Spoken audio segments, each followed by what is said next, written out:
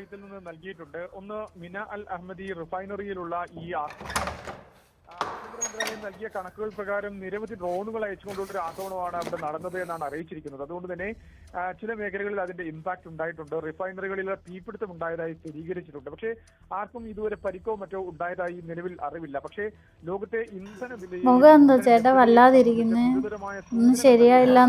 ഏറ്റവും വലിയ എണ്ണ ഉത്പാദക രാജ്യങ്ങളിൽ നൽകുന്നത് ഈ റിഫൈനറിയിലുണ്ടായ തീപിടുത്തം സംബന്ധിച്ചും ഒപ്പം തന്നെ പെട്രോളിയം ഉൽപാദനം കുവൈത്തിൽ നിന്ന് നേരത്തെ തന്നെ ഈ ആക്രമണങ്ങളെ തുടർന്ന് നിയന്ത്രിക്കുകയോ ചില മേഖലകളിൽ നിർത്തിവെക്കുകയോ ഒക്കെ ചെയ്തതാണ്. അതുകൊണ്ട് തന്നെ ഭാവിയിലും ഗുരുതരമായ എണ്ണ ലഭ്യത വന്നിരുന്നു. ഈ മാസത്തെ വാടകയെങ്കിലും കൊടുത്തില്ലെങ്കിൽ കുവൈത്തിന്റെ ഒരു കൂറ്റൻ എണ്ണ ടാങ്കർ കേടുപാടുകൾ വരുത്തുകയും ചെയ്തത്. കയ്യിലൊരു പൈസ ഇല്ല, നാട്ടിൽ പോകാന്ന് വെച്ചാൽ എയർപോർട്ട് അടച്ചു.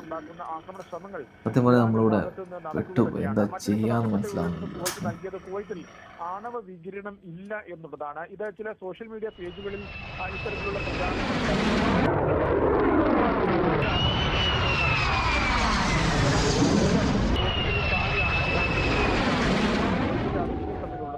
അതുകൊണ്ട് തന്നെ ഇത് സ്ഥിതിഗതികൾ നിരന്തരം നിരീക്ഷിക്കുന്നതായും ഇത് വീണ്ടും തുടങ്ങിയെന്നാണ് തോന്നുന്നു. ഇതിനൊന്നും ഒരു രക്ഷയില്ല.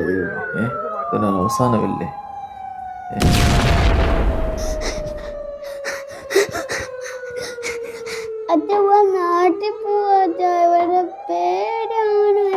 ഒന്നുമില്ലടാ, ഒന്നുമില്ല മോളെ. പുറത്തൊരു സൗണ്ട് കേട്ടതാ, വണ്ടിയുടെ ഏതോ ടയറോ എല്ലാം പൊട്ടിയതാ.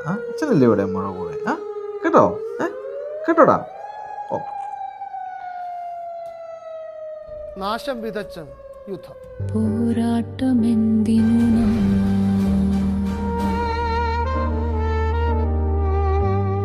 ജീവിതം ഒരു ചോദ്യമാ.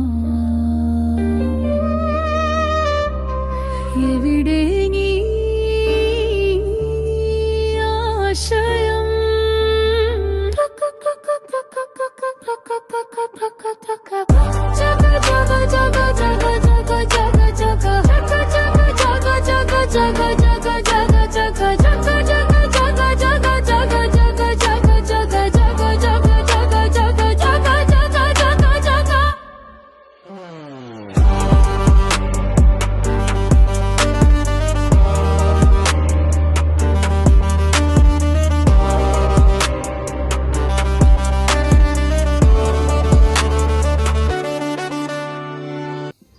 അന്താരാഷ്ട്ര വിമാനത്താവളം പൂർണ്ണമായും പ്രവർത്തനത്തിനായി സജ്ജമാണെന്നും ബന്ധപ്പെട്ട അധികാരികളുടെ അന്തിമ അനുമതി ലഭിക്കുന്നതോടെ സർവീസുകൾ സാധാരണ നിലയിലേക്ക് പുനരാരംഭിക്കുമെന്നും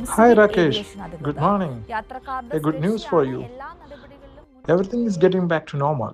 Companies are reopening. You can resume your duty from tomorrow. Okay? ഞാൻ പറഞ്ഞില്ലേ എല്ലാം ശരിയായി മോളെ. നമ്മുടെ പ്രാർത്ഥന ദൈവം കേട്ടു. സുഗന്ധം എവിടെ മാറുന്ന ജീവിതമോ സഹനത്തിൻ ഭാവങ്ങൾ എവിടെ നീ ആശ്രയം? ഓഹോ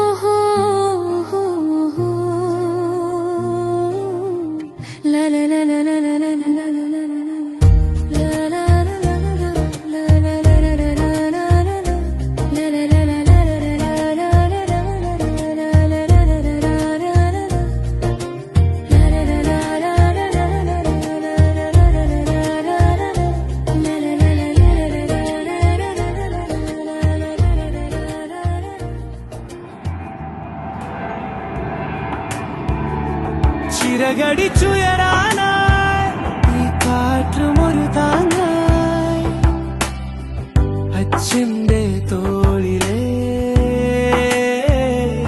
കുസൃതിയൊരാനന്ദം.